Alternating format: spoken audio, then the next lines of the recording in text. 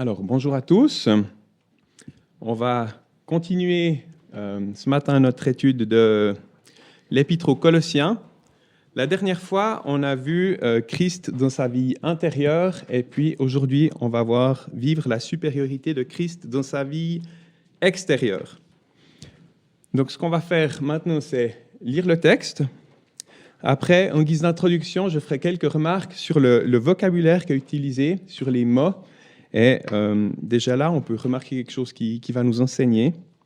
Ensuite, on étudiera le texte verset par verset, et puis il y aura une très courte conclusion. Donc, je vous propose maintenant de lire le texte de Colossiens 3, verset 18 à 4, verset 6. Et puis, on a des enfants avec nous aujourd'hui. Il y a des versets qui vont s'adresser directement à eux. Et puis moi, j'aimerais leur poser une petite colle. En lisant le texte maintenant, je vais intentionnellement oublier de lire une petite phrase. Et on verra que ça ne va rien changer au sens du texte.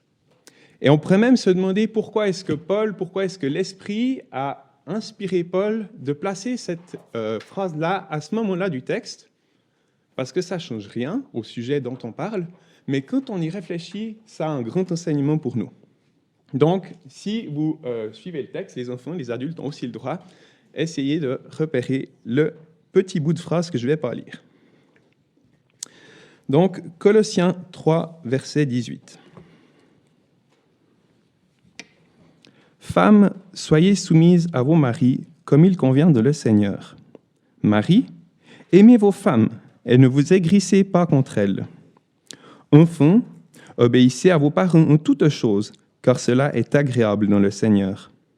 Pères, n'irritez pas vos enfants, afin qu'ils ne soient pas découragés. Esclaves, obéissez en toutes choses à vos maîtres selon la chair, ne servons pas sous leurs yeux seulement, comme voulant plaire aux hommes, mais en simplicité de cœur, craignant le Seigneur.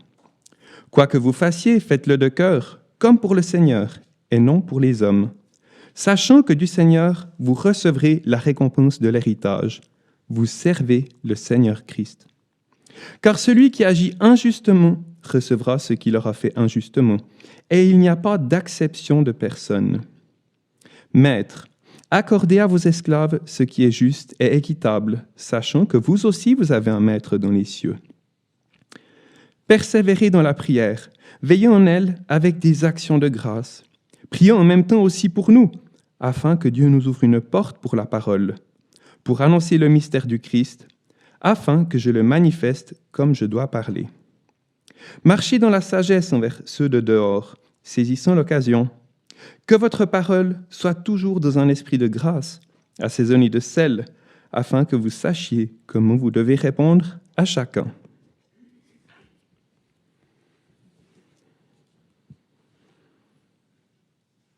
Donc, les 14 versets qu'on vient de lire maintenant, ils sont la fin des exhortations pratiques de l'Épître aux Colossiens. À partir du verset suivant, on sera dans les salutations finales de l'Épître. On trouve dans notre texte 11 impératifs, 11 commandements directs, et puis il y a environ 7 participes passés qui viennent les compléter ou les expliquer. Il y aura quelques différences suivant les versions dans lesquelles vous avez lu. Par exemple, si vous prenez le chapitre 4, verset 2, dans la version Darby, j'ai lu « persévérer, veillant et priant ». Et le verbe principal ici, c'est de persévérer, et puis veillant et priant viennent compléter ou expliquer comment on va devoir persévérer. Si vous avez lu dans la Bible seconde, par exemple, vous aurez lu « persévérer, veiller et prier ». On a 3 impératifs, et il n'y a plus cette comparaison ou cet échelonnage entre le verbe principal et les verbes secondaires qui viennent le compléter.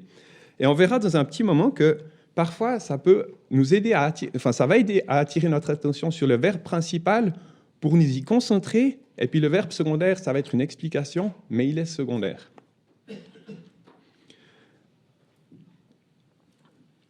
Donc voilà, comme c'est dit dans le titre, ce passage, c'est un code de conduite pour notre vie, pour nos relations chrétiennes.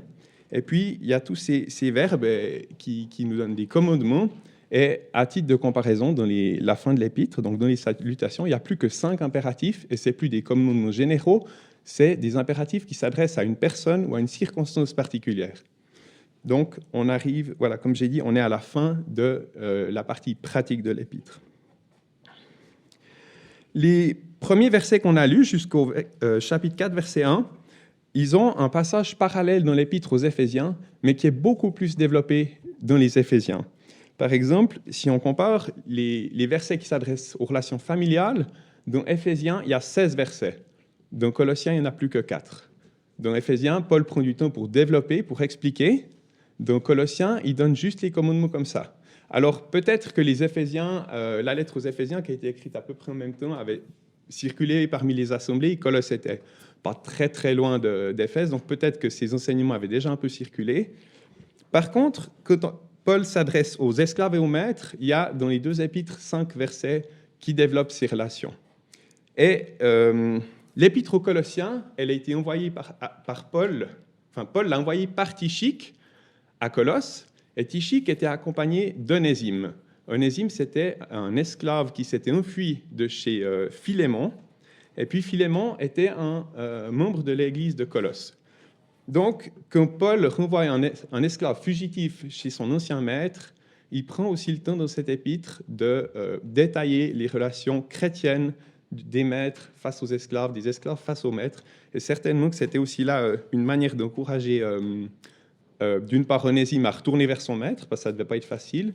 Et puis, au moment où Onésime arriverait vers Philémon, un encouragement pour Philémon à recevoir Onésime comme un frère, un esclave, mais aussi un frère en Christ. Alors, certainement que Paul avait aussi cela en tête quand il écrivait. On peut encore remarquer une chose au niveau du vocabulaire qui est employé dans l'épître, c'est que tout au long de l'épître aux Colossiens, quand Paul parle de Jésus, il parle de Christ. Et Christ, c'est la vie du croyant. C'est ce que Paul développe dans cette épître, entre autres. Et puis maintenant qu'on est dans ces commandements où Paul parle de se soumettre, Paul parle des personnes qui ont un rôle plus de direction ou de commandement, eh bien, il parle du Seigneur.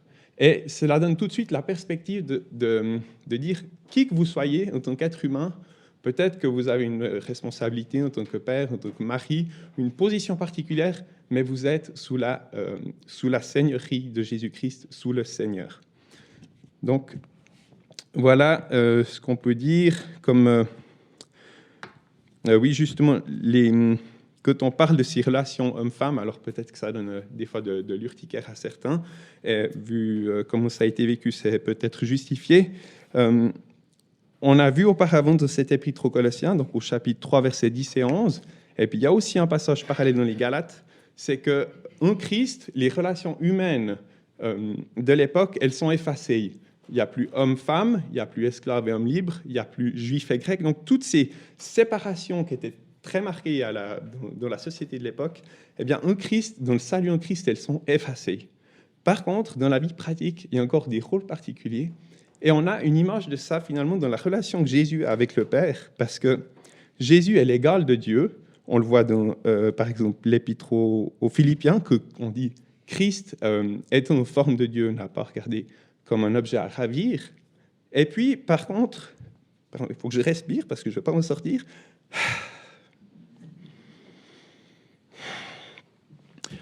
Dans l'évangile de Jean, qu'on étudie également, on a tout cet aspect où Jésus dit qu'il est soumis au Père. En même temps, on va voir dans 2 chapitres, quand on fera le chapitre 12, que Jésus est l'égal du Père. Donc, il y a cette dualité de choses, c'est qu'il y a d'une part la soumission, mais d'autre part l'égalité.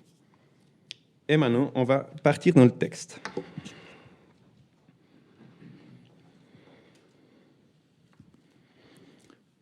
Donc, on reprend au verset 19. « Femmes, soyez soumises à vos maris comme il convient dans le Seigneur. Maris, aimez vos femmes et ne vous aigrissez pas contre elles. » J'aimerais vous poser une question. Est-ce que vous pensez qu'il y a un couple en particulier pour qui ces 2 commandements auraient été parfaitement inutiles ? Un couple, dans l'histoire de l'humanité, qui n'avait absolument pas besoin d'entendre cela. Je pense que Adam et Ève, avant la chute, n'auraient pas eu besoin d'entendre ces commandements. Parce que si on réfléchit et qu'on compare ce qui est dit, ces 2 commandements, ils viennent corriger ce que la chute et le péché ont abîmé dans la relation entre Adam et Ève. Et si vous prenez vos Bibles et qu'on retourne dans Genèse 3, et qu'on lit au verset 16, quand Dieu, justement, dit à Ève les conséquences qu'auront la chute, il y a des conséquences qui seront personnelles à Ève, mais il y a des conséquences qui sont pour le couple. Et dans la deuxième partie du verset 16, on lit « Ton désir sera tourné vers ton mari et lui dominera sur toi ». Que peut bien signifier cette phrase qu'on ne comprend pas forcément très bien, « Ton désir sera tourné vers ton mari ». Eh bien, on a un indice qui peut nous aider à comprendre cette phrase au chapitre 4. Quand Dieu parle à Caïn et il lui donne un avertissement quant à la colère qu'il a de son cœur face à son frère Abel.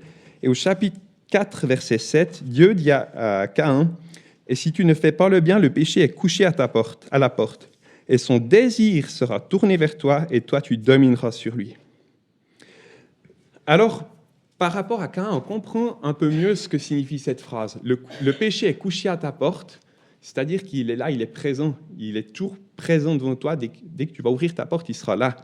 Et puis, quand il lui dit son désir sera tourné vers toi, eh ben, c'est le fait que le péché, il va sans arrêt être là pour le tenter, pour l'influencer, pour chercher à le faire tomber. Et c'est ce qui est malheureusement arrivé pour Caïn. Et puis, dans la deuxième partie de la phrase, quand Dieu dit à Caïn, « Toi, tu domineras sur lui », eh bien, il l'invite à résister au péché. C'est aussi un commandement qui nous est donné. Résister au péché, ne pas se laisser vaincre par le péché. Et malheureusement, eh bien, Caïn a échoué. Eh bien, si on fait un parallèle, finalement, puisque c'est la même phrase, si vous regardez, il y a même le mot « tourner » qui est en crochet, ça veut dire qu'il n'est pas dans le texte original, qu'il a été ajouté pour la compréhension du texte pour nous, francophones. Eh bien, ça montre que dans les conséquences de la chute, il y a cette tendance que la femme aura de chercher à influencer son mari, peut-être à le manipuler, et ce sont des conséquences de la chute et du péché. Et puis, là, du côté du mari, bien, c'est dit, il dominera sur toi. Et là aussi, c'est quelque chose qui va être corrigé par le commandement que Paul va donner aux Colossiens. « Marie, aimez vos femmes. Vous n'êtes pas là pour les commander, pour dominer sur elles, mais pour les aimer. »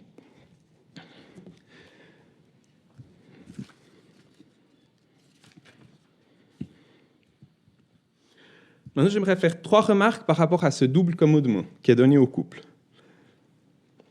La première, c'est que c'est un commandement qui est donné aux femmes et aux maris, pas aux dames et aux hommes. Ça veut dire qu'en dehors de la relation de couple, en dehors du mariage, le commandement qui prévaut, c'est celui qu'on trouve dans Éphésiens 5, et on va lire les versets 18 et 21 d'Éphésiens 5, donc c'est juste quelques pages avant. Éphésiens 5, 18. « Mais soyez remplis de l'esprit, étant soumis les uns aux autres dans la crainte de Christ. » Voilà les relations qui unissent des frères et sœurs qui ne sont pas mariés. Et quand on est soumis les uns aux autres, ça ne veut pas dire qu'il y a une personne qui domine et que tous les autres sont soumis, ça veut dire que chacun a le respect de l'autre, chacun va être capable d'écouter les autres, et que quand il y a une décision à prendre, eh ben, on prend la décision la meilleure possible. Et avec un commandement comme ça, ce n'est pas comme s'il y a quelqu'un qui a une emprise sur les autres pour tout diriger. Et puis, si vous regardez, eh bien, on est de nouveau dans un cas où on a un impératif et puis un participe passé qui vient le compléter. C'est au verset 21, donc on est déjà 3 versets plus loin, mais il faut être attentif à ça, parce que le premier impératif, c'est « soyez remplis de l'esprit », et le participe passé, c'est « étant soumis les uns aux autres ». Et ce sur quoi nous devons nous concentrer, c'est d'être remplis de l'esprit. Et puis, la soumission les uns aux autres, ça va être un fruit de l'esprit. Les enfants ils ont eu la leçon sur le fruit de l'esprit à l'école du dimanche il y a quelques semaines. Et ce n'est pas étonnant que la soumission, c'est un fruit de l'esprit aussi, même s'il n'est pas édicté dans la liste de Galates, parce que quand on est amour, joie, paix, fidélité, bienveillance, douceur, c'est évident qu'on va être soumis les uns aux autres. Ça amène des relations qui sont paisibles. Donc, pour les enfants, si vous faites de la conjugaison à l'école, et ce n'est pas toujours... Moi, je n'aimais pas beaucoup la conjugaison, mais vous voyez que la conjugaison à l'école, c'est déjà important pour bien lire et étudier et comprendre la Bible. Donc, continuez de travailler votre conjugaison à l'école.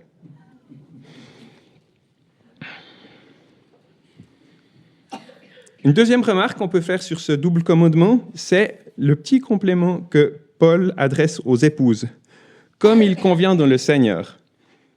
Et puis, on peut mettre ça en parallèle avec ce que les disciples, Pierre et Jean, répondent aux sacrificateurs qui veulent leur interdire de partager la bonne nouvelle de l'Évangile.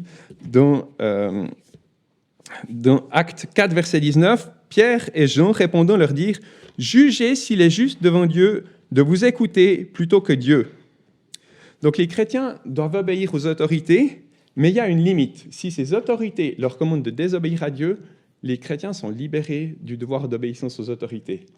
Et puis, dans le couple, c'est la même chose. La femme ne devra jamais, en se soumettant à son mari, désobéir à Dieu. Elle est libérée de ce commandement. Si un mari, de manière injuste ou frauduleuse ou méchante, essaie de l'influencer ou à faire quelque chose qui est contraire à ce que la Bible enseigne, eh bien, la femme est aussi libérée de la soumission.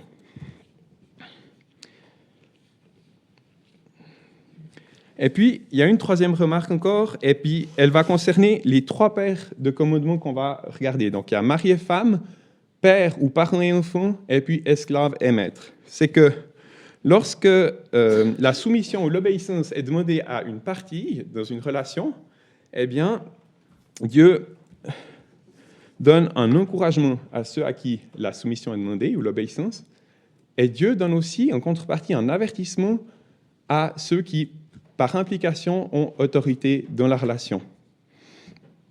Et puis ce commandement, c'est comme un garde-fou pour que cette position d'autorité qui doit être reconnue ne devienne pas une position abusive ou une position d'un chef qui dicte sa loi.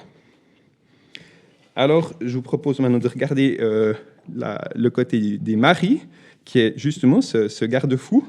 « Maris, aimez vos femmes et ne vous aigrissez pas contre elles. » Paul le développe beaucoup dans l'épître aux Éphésiens, c'est que la relation mari-femme, elle doit être une image sur terre de ce qu'est la relation de Christ avec l'Église, son épouse.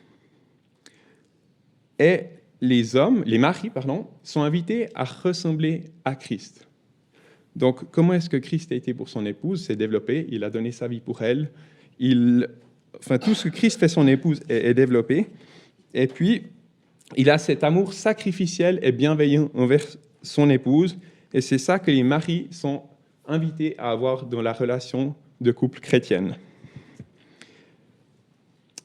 À l'époque où Paul écrivait, quand la lettre a été lue dans Colosse, dans l'assemblée de Colosse, peut-être que la phrase « Femmes, soyez soumises à vos maris » n'a même pas été remarquée. Parce qu'à cette époque-là, les femmes étaient soumises, même probablement de force des fois. On ne sait pas exactement comment ça se passait, mais les hommes étaient des chefs de famille et probablement que ce n'étaient pas toujours des chefs bienveillants et certainement qui ne ressemblaient pas à Christ dans son amour pour l'Église.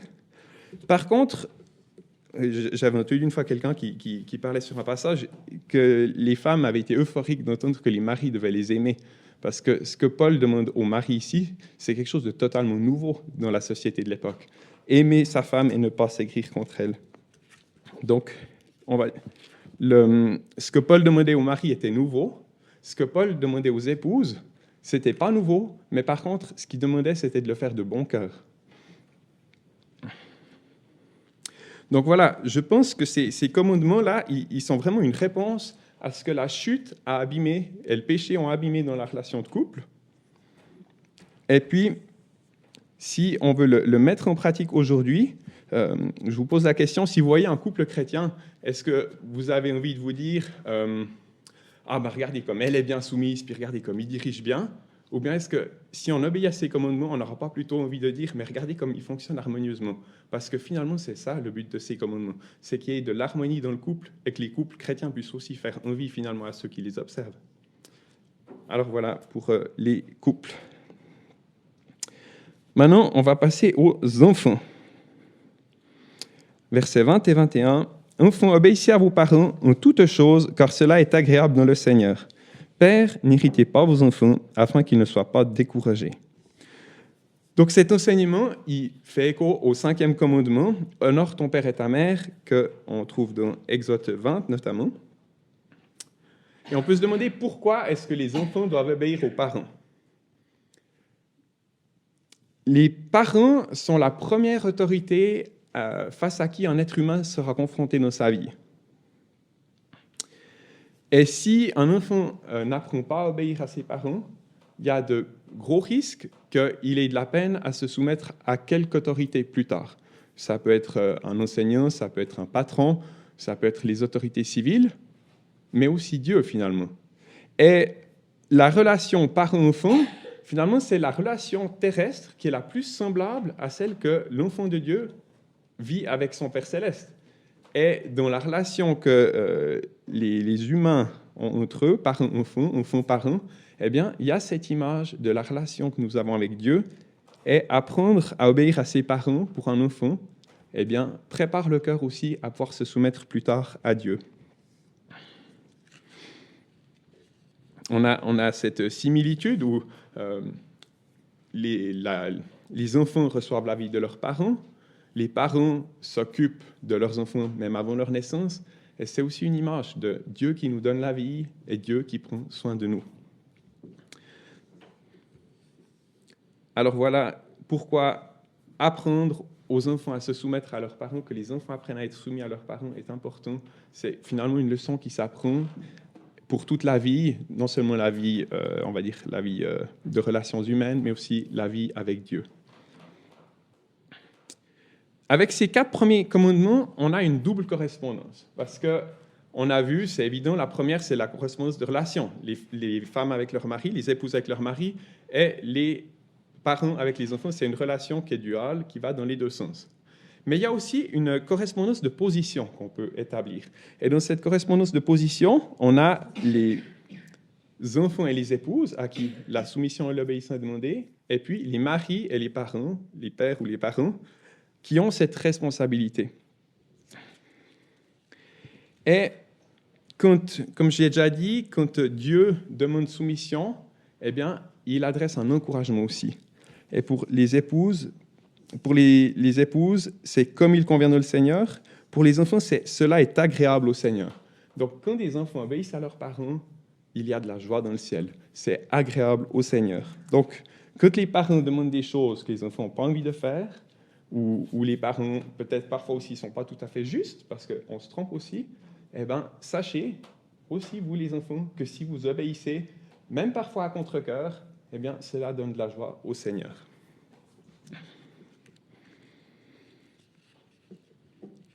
Et puis, il y a cette contrepartie, quand il est demandé justement, Père, n'irritez pas vos enfants afin qu'ils ne soient pas découragés, eh bien, il y a cet avertissement, parce que quand les personnes en position d'autorité manquent à leur rôle, sont injustes, se trompent, agissent mal, eh bien, il y a des conséquences qui peuvent être graves, qui sont embêtantes aussi.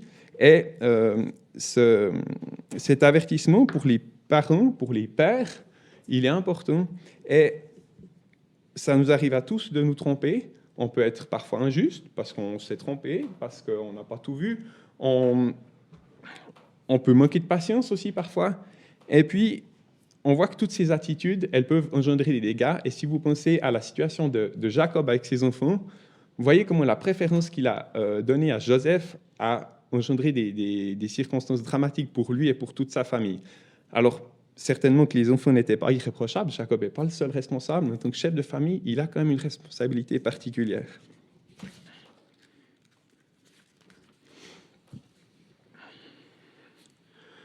Alors, qu'est-ce qui se passe quand des parents se trompent, quand un père se trompe? Eh bien, le fait de pouvoir reconnaître ses erreurs et demander pardon, même à ses enfants, eh bien, c'est quelque chose qui va amener de la réconciliation. Et puis, de savoir qu'on peut reconnaître ses erreurs, ça amène la paix dans les relations. Parce que quelqu'un qui, même lorsqu'il se trompe, campe sur ses positions, à l'encontre de tout bon sens, eh bien ça donne des tensions qui ne vont pas se résoudre et qui peuvent justement engendrer des problèmes. Et on voit que ce qui est l'avertissement ici, c'est de ne pas décourager les enfants. Donc ça peut être décourager les enfants de la relation familiale, mais aussi justement de la relation face au Père Céleste. Et c'est pour ça que la responsabilité, elle est très grande. Maintenant, on va parler de la troisième relation, c'est celle des maîtres et des esclaves, ou plutôt des esclaves et leurs maîtres. Et puis, à la différence des deux commandements précédents, ici, on a 3 versets qui se sont glissés entre le commandement aux esclaves et aux maîtres. Donc, pour le moment, on va juste lire ces versets. Donc, c'est 3, 22 et 4, 1. « Esclaves, obéissez en toutes choses à vos maîtres selon la chair, ne servons pas sous leurs yeux seulement, comme voulant plaire aux hommes, mais en simplicité de cœur, craignant le Seigneur. Maîtres, accordez à vos esclaves ce qui est juste et équitable, sachant que vous aussi, vous avez un maître dans les cieux. » Donc ici, de nouveau, Paul commence par un ordre de demande de soumission. Et puis, l'ordre, il est suivi par 2 compléments.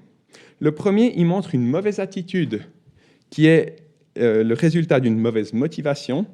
C'est l'hypocrisie qui consiste à chercher à se faire bien voir quand on est sous les yeux du maître, mais à ne plus agir correctement lorsqu'on n'est plus surveillé. Et puis, le deuxième complément, c'est une bonne attitude, qui est la simplicité de cœur, qui découle d'une bonne motivation, qui est la crainte du Seigneur.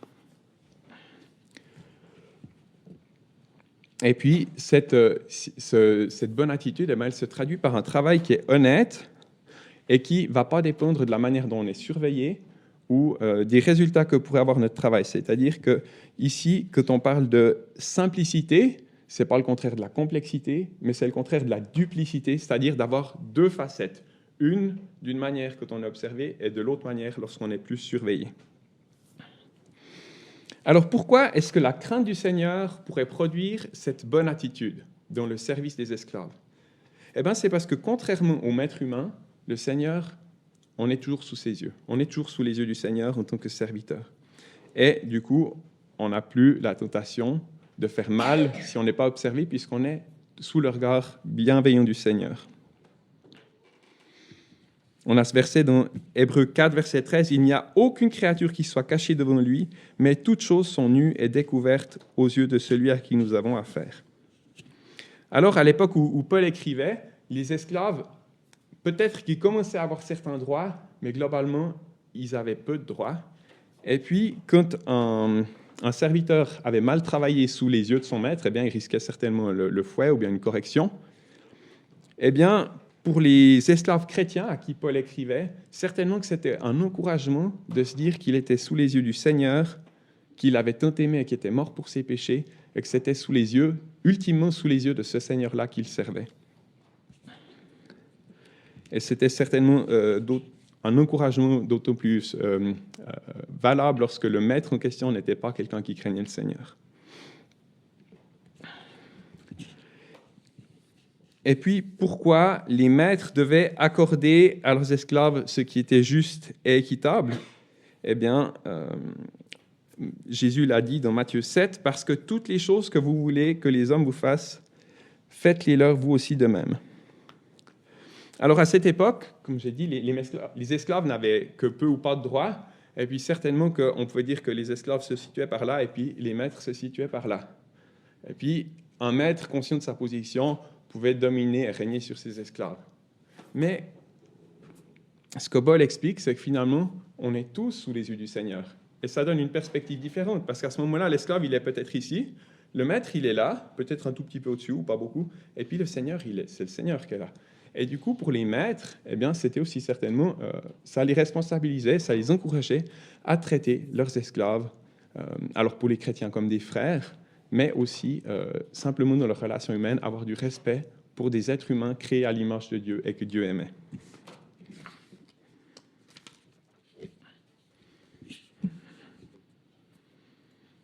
Et il y a une parabole qui nous parle un peu de ça, c'est dans Matthieu 24, où Jésus introduit sa parabole en disant « Qui donc est l'esclave fidèle et prudent que son maître a établi sur les domestiques de sa maison pour leur donner leur nourriture au temps convenable ?»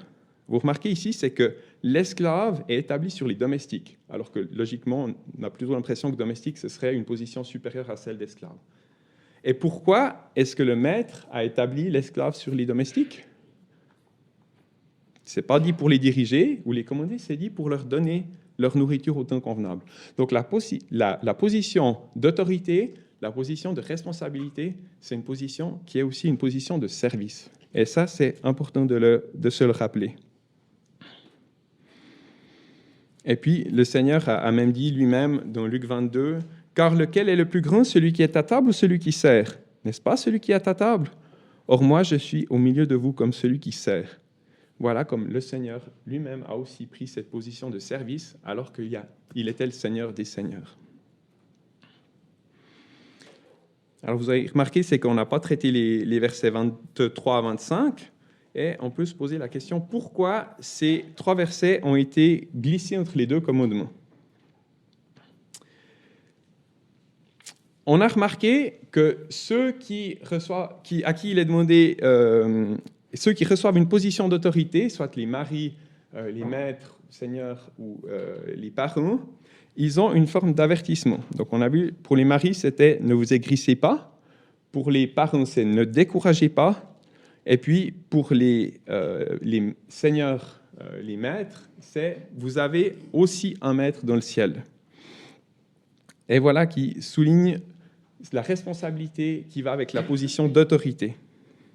Et puis ceux à qui la soumission est demandée, eh bien, Paul leur adresse des encouragements. Et pour les esclaves qui avaient certainement la position la plus désagréable à cette époque-là, parmi les personnes à qui il était demandé la soumission, Paul prend le temps de leur adresser un encouragement particulier. Et je trouve touchant la manière dont il va progresser, dans la manière dont il va amener cet encouragement. Au verset 22, il leur dit « craignons le Seigneur ». Donc voilà, lorsque c'est difficile, lorsque votre tâche quotidienne est pénible, souvenez-vous que le Seigneur est là, il vous voit et il vous aime. Alors agissez aussi en conséquence. Au verset 23, il va dire « comme pour le Seigneur ». Vous avez un maître humain qui vous dirige, qui vous commande. Ce maître, il est faillible, il est peut-être injuste, il est peut-être cruel, mais travaillez pour lui comme si c'était Dieu lui-même qui vous demandait ce service. Et ça donne déjà une position noble. Ces gens-là sont en train de servir Dieu. Et puis, c'est ce qu'il amène avec le verset 24, « Vous servez le Seigneur Christ ». Alors peut-être que certains de ces esclaves, ils étaient découragés en tant que chrétiens, parce qu'ils pensaient, ils pouvaient se comparer à d'autres croyants. Par exemple, ils pouvaient se comparer à Philémon, qui servait le Seigneur en recevant l'assemblée dans sa maison. Ils pouvaient se comparer à Paul, qui avait beaucoup voyagé pour évangéliser, et qui écrivait des lettres pour encourager ou pour exhorter. Ils pouvaient même se comparer à Archippe, qu'on verra à la fin du chapitre la prochaine fois, qui avait reçu un service d'un Seigneur et qui apparemment négligeait un petit peu de l'exercer. Et puis, ces esclaves, ils pouvaient peut-être penser qu'occupés du matin au soir à servir un maître terrestre, ils ne pouvaient plus rien faire pour Dieu.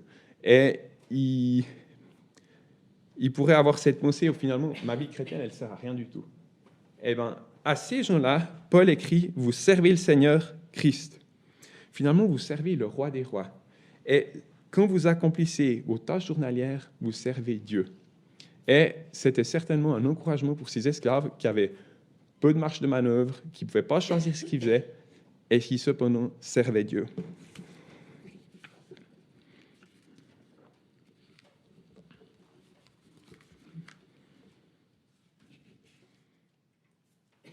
Alors maintenant, j'ai une petite question aux enfants.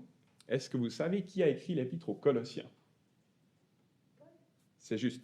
On va voir ça dans le dernier verset de l'épître et dans le premier. Et si quelqu'un a sa Bible ouverte et veut lire dans le premier verset de l'épître, comment est-ce que Paul se qualifie? Tu arrives à voir, Lina? Mais tu n'es pas à la bonne page. Colossiens 1, verset 1. Juste, comment Paul se qualifie? Qu'est-ce qu'il dit sur lui? Voilà, c'est Paul, apôtre de Jésus-Christ. C'est comme ça que Paul se présente habituellement dans ses épîtres. Mais il y a 3 épîtres où c'est un petit peu différent. C'est l'épître aux Romains, l'épître aux Philippiens et l'épître à Tite. Et dans ces épîtres-là, Paul se présente comme l'esclave de Jésus-Christ.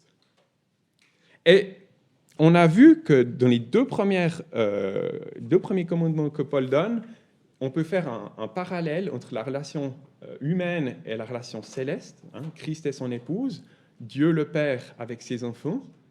Eh bien, je ne sais pas si pour les Colossiens c'était évident à ce moment-là, mais tout ce que Paul dit ici aux esclaves, eh bien, on peut aussi se l'appliquer à nous-mêmes parce que finalement, nous sommes des esclaves de Christ. et la manière dont Paul encourage les esclaves de Colosse à servir leur maître dans la chair, eh ben, c'est un encouragement à nous à servir notre maître, le Seigneur.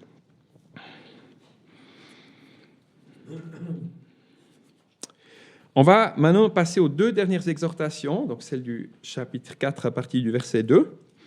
Et on a d'une part persévérer dans la prière et marcher dans la sagesse. On va se dire c'est 2 choses qui sont différentes. Il y a d'une part la prière qui est la relation avec Dieu et la marche qui est la pratique quotidienne de la vie chrétienne. Le premier commandement, c'est que la prière doit être persévérante. Parfois, on a peut-être tendance à se décourager parce qu'on ne voit pas un résultat, une réponse à notre prière, ou on ne voit pas que le Seigneur agit. Mais ça ne veut pas dire que le Seigneur n'agit pas.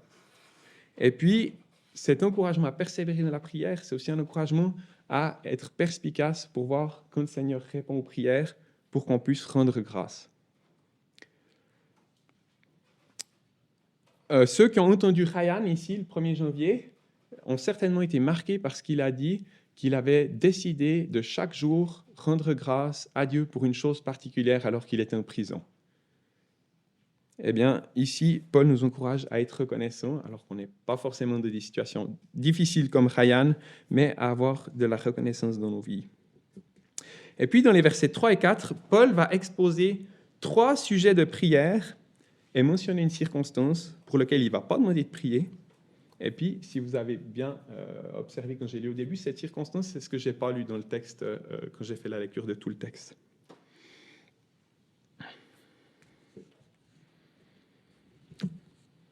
On va regarder ces circonstances et avant, j'aimerais poser une question. Est-ce que vous pensez que c'est possible de manger un éléphant? Je ne sais pas si ça te dit quelque chose, Jean-Jacques, je pense que je l'ai lu dans un livre que tu m'as donné. Je n'ai pas réussi à retrouver. Et on va essayer de répondre à cette question aussi dans cette partie du texte. Est-ce que c'est possible de manger un éléphant? Dans l'Épître aux Éphésiens, au chapitre 2, Paul parle des bonnes œuvres que Dieu a préparées à l'avance pour nous. Et quand Paul expose ici les sujets de prière, je pense qu'il pense à ces bonnes œuvres que Dieu a préparées. Et puis, avec les 3 sujets de prière qu'il va donner, eh bien, je crois qu'il va nous avertir pour chaque étape où on pourrait manquer de marcher dans une bonne œuvre que Dieu a préparée pour nous.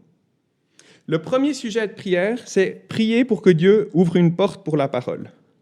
Donc Paul, il l'a expérimenté. Parfois, les portes sont ouvertes, parfois, elles sont fermées.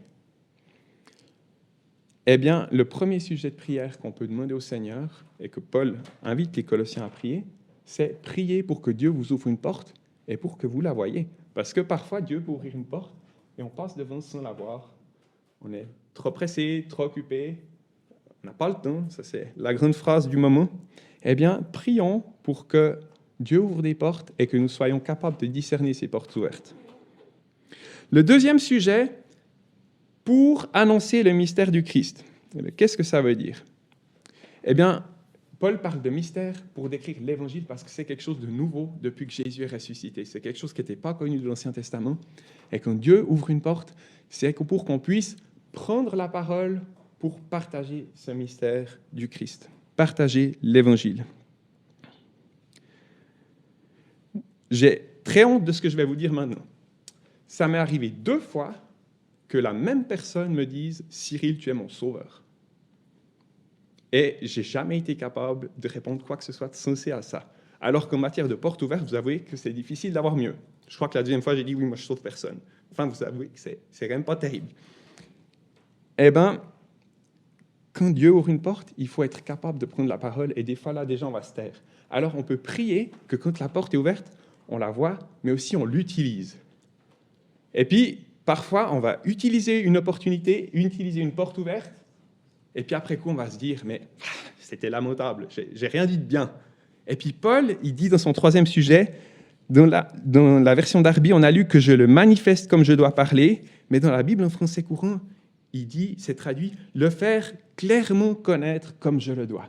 Eh bien, non seulement il faut prendre la parole et prier que Dieu nous donne la courage et la sagesse de prendre la parole, mais aussi la sagesse de parler de manière adéquate, d'avoir des paroles qui puissent toucher les cœurs. Paul aurait pu dire « priez pour mon ministère » ou bien « priez pour l'évangélisation » ou bien « priez pour les perdus ». Mais ça aurait été finalement la même chose, le but est le même, mais il prend la peine de détailler chaque prière.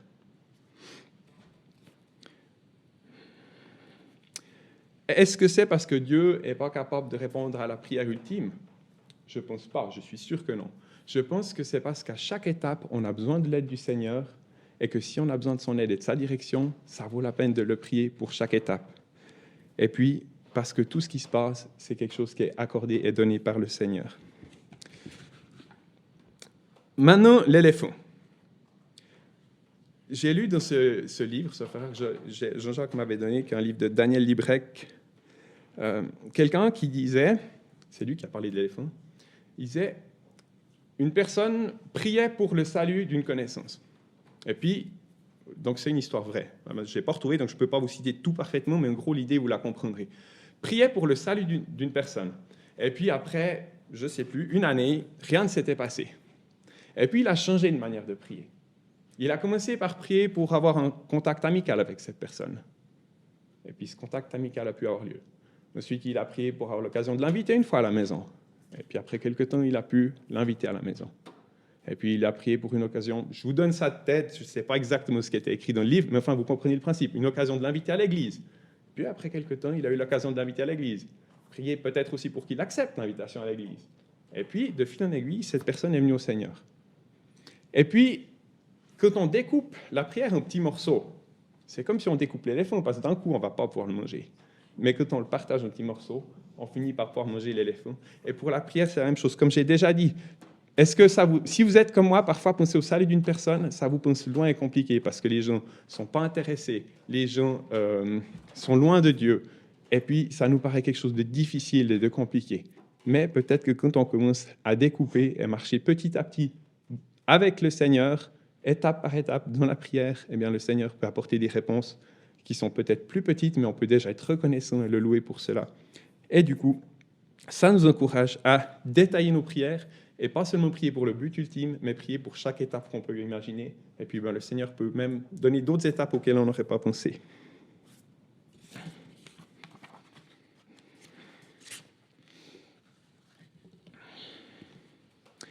Maintenant, ce petit bout de phrase que je n'ai pas lu.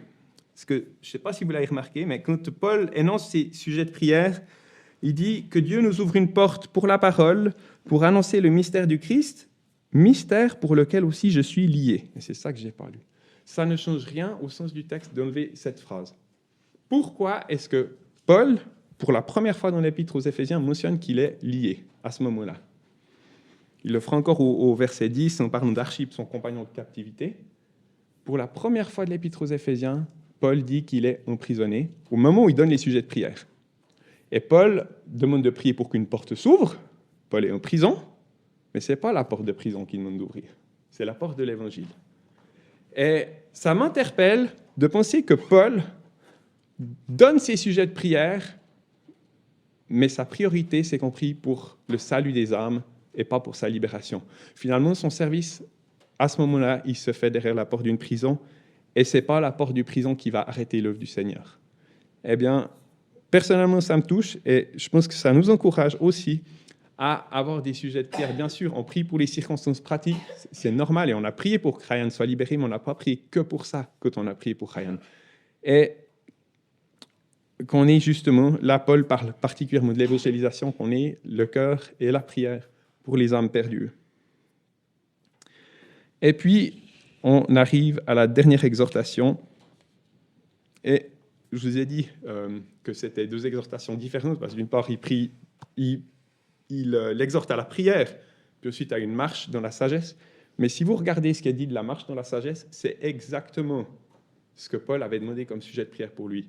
Donc il dit, priez pour moi, pour que j'ai une porte ouverte, pour que j'ai la parole pour partager l'évangile. Et puis, quand il dit, marchez dans la sagesse envers ceux de dehors, saisissons l'occasion, eh bien, c'est là, quand la porte s'ouvre, marchez-y vous-même aussi. Et puis, que votre parole soit toujours dans un esprit de grâce, assaisonné de sel, afin que vous sachiez comment vous devez répondre à quelqu'un. Eh bien, comme Paul a demandé qu'on prie pour sa parole à lui, il encourage les Colossiens à ce que leur parole soit sage et assaisonnée de sel.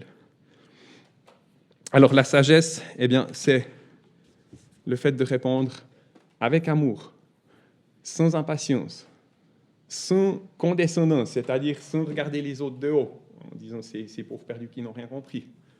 J'ai regardé un peu ces temps des vidéos d'entretien de personnes qui vont dans des auditoires et puis qui répondent aux questions de contestateurs, d'athées, qui sont plus ou moins virulents.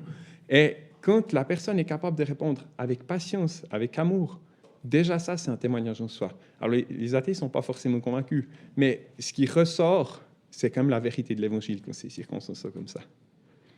Et puis, qu'est-ce que le sel vient faire ici? Si je vous amène un beau bout de pain frais, croustillant, et qu'il n'a pas été salé, vous n'allez pas vous servir. Parce que sans sel, il n'y a pas de goût et ce n'est pas bon. Alors que si c'est salé juste comme il faut, eh ben, ça donne le goût d'en reprendre. Et puis, c'est aussi à ça que Paul nous encourage, c'est-à-dire que notre parole soit assaisonnée de sel, qu'elle fasse envie aux autres, que les autres puissent avoir envie d'en connaître plus sur le Seigneur.